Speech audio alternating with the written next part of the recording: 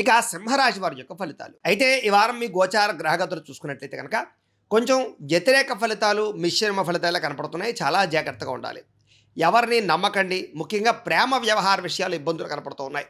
లేదా ఎవరినైనా ప్రపోజ్ చేద్దాం అనుకున్న వాళ్ళు వెంటపడి వేధించడం కానీ ఇలాంటివన్నీ కూడా మీకు కలిసి రావటం లేదు. చాలా జాగ్రత్తగా ఉండాలి.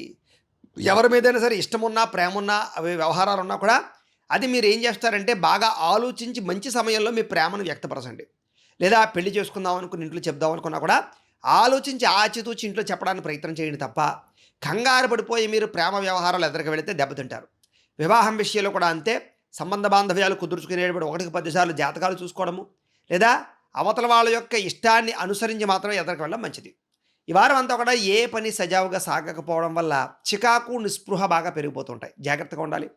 మనసుకి ఇష్టం లేనటువంటి పనులు చేయవలసి రావడము, ఇష్టం లేని వ్యక్తులతో రిలేషన్ పెట్టుకోవడము, అనవసరంగా కొంతమంది వ్యక్తుల్ని గొడవ పెట్టుకుని దూరం చేసుకోవడము, కావలసిన వాళ్ళని ప్రేమించిన వాళ్ళని గొడవలు పెట్టుకుని దూరం చేసుకునే అవకాశాలు ఉన్నాయి. కాబట్టి ప్రేమించిన వాళ్ళతో జాగ్రత్తగా ఉండండి.